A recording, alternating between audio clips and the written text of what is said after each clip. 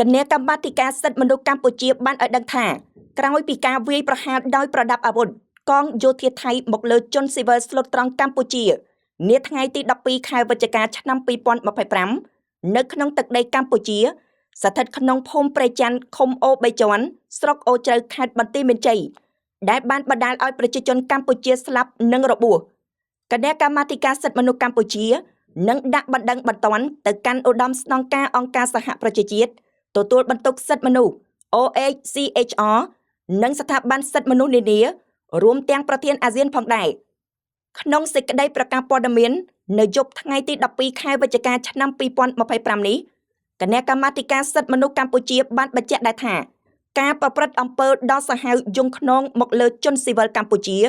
គឺជាការបំពានយ៉ាងធ្ងន់ធ្ងរលើច្បាប់អន្តរជាតិរួមមានធម្មនុញ្ញអង្គការសហប្រជាជាតិសេចក្តីប្រកាសជាសកលស្តីពីសិទ្ធិមនុស្ស UDHR កតិកាសញ្ញាអន្តរជាតិស្តីពីសិទ្ធិពលរដ្ឋនិងសិទ្ធិនយោបាយ ICCPR កតិកាសញ្ញាអន្តរជាតិស្តីពីសិទ្ធិសេដ្ឋកិច្ចសង្គមនិងវប្បធម៌ ICESCR និងអនុសញ្ញាប្រឆាំងនឹងការធ្វើទារុណកម្ម CAT ព្រមទាំងបានបំពេញសេចក្តីថ្លែងការណ៍រួមទីក្រុងកូឡាឡាំពួររវាងប្រទេសកម្ពុជានិងប្រទេសថៃដែលមានឯកឧត្តម Donald J. Trump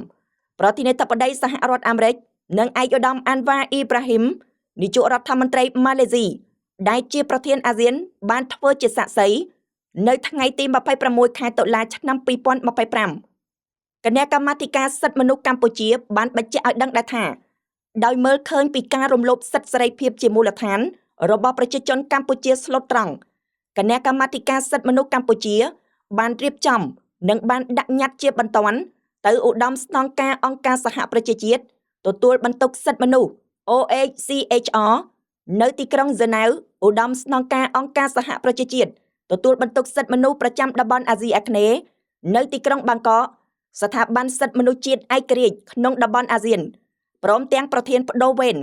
និងជាតំណាងប្រទេសម៉ាឡេស៊ីអាយឆាផងដែរនៅក្នុងញត្តិបន្ទាន់នោះគណៈកម្មាធិការសិទ្ធិមនុស្សកម្ពុជាបានអំពាវនាវនិងលើកសំណើមួយចំនួនដូចខាងក្រោមបញ្ឈប់រាល់សកម្មភាពអរិភាពយោធានិងធានាសុវត្ថិភាពរបស់ជនស៊ីវិលកម្ពុជាធ្វើការស៊ើបអង្កេតដោយឯករាជ្យមិនលំអៀងនិងដាក់ទោសចំពោះឧក្រិដ្ឋកម្មនេះផ្ដល់ការថែទាំព្យាបាលជាបន្ទាន់និងសំណងដល់ជនរងគ្រោះនិងគ្រួសារពង្រឹងវិធានការបង្ការនិងអនុវត្តឲ្យបានពេញលេញនៅខ្លឹមសារកិច្ចព្រមព្រៀងនៃសេចក្តីថ្លែងការណ៍រួមទីក្រុងកូឡាឡាំពួរលើកបញ្ហានេះនៅចំពោះមុខក្រុមប្រឹក្សាសិទ្ធិមនុស្សអង្គការសហប្រជាជាតិឬនីតិវិធីពិសេសពាក់ព័ន្ធនានា